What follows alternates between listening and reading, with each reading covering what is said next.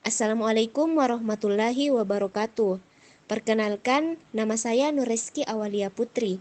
Pada video kali ini, saya bersama rekan-rekan saya dari kelompok 2 akan membahas materi mengenai konsep dan pengertian dalam melakukan pengidentifikasian dalam manajemen risiko.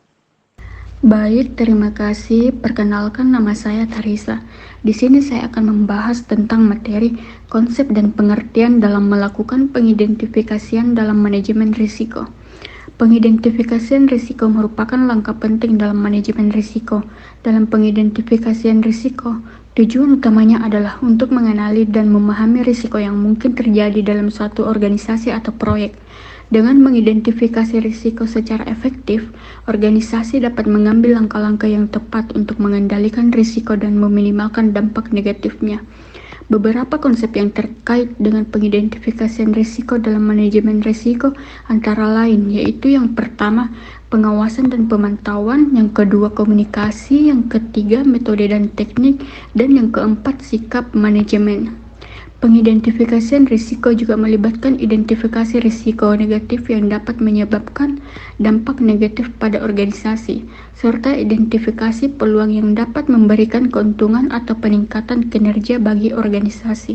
Perkenalkan, nama saya Fahira Makul. Saya akan memaparkan materi mengenai tujuan identifikasi risiko dan manfaat identifikasi risiko.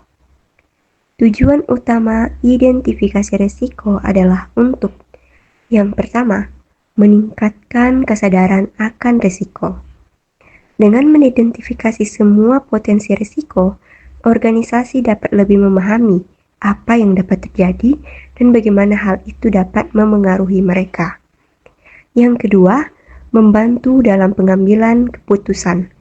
Informasi yang dikumpulkan selama proses identifikasi risiko dapat digunakan untuk membuat keputusan yang lebih baik tentang bagaimana mengelola risiko. Yang ketiga, mengembangkan rencana mitigasi risiko.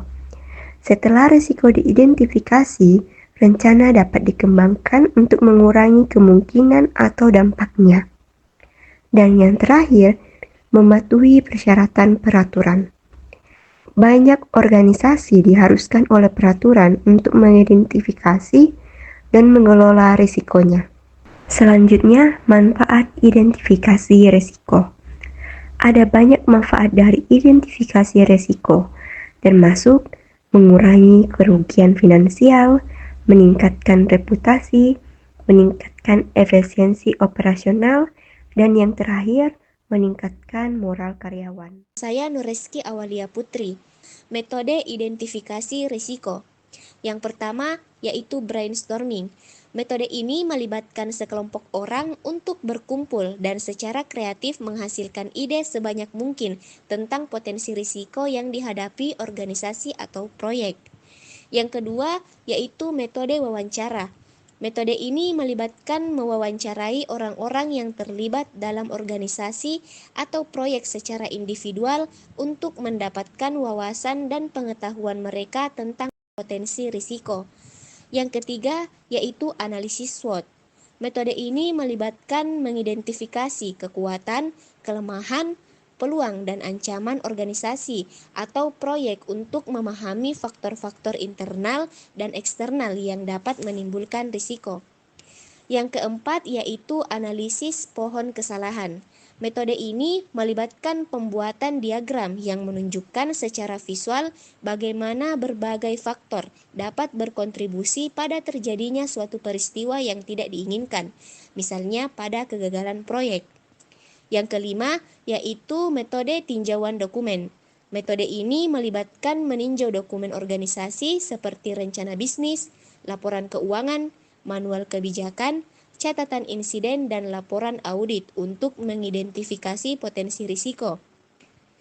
Organisasi dapat menggunakan satu atau kombinasi dari beberapa metode untuk mengidentifikasi risiko secara komprehensif. Pentingnya identifikasi risiko.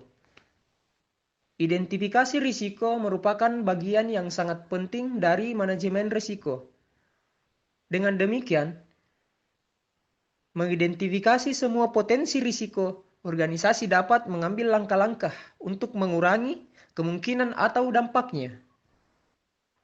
Ini dapat membantu kita untuk melindungi organisasi dari kerugian finansial, kerusakan reputasi, dan masalah lainnya.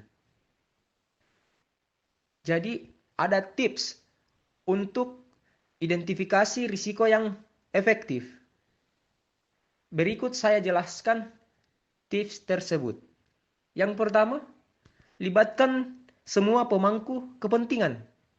Yang artinya, penting di sini untuk melibatkan semua pemangku kepentingan dalam proses identifikasi risiko. Karena mungkin memiliki perspektif yang berbeda tentang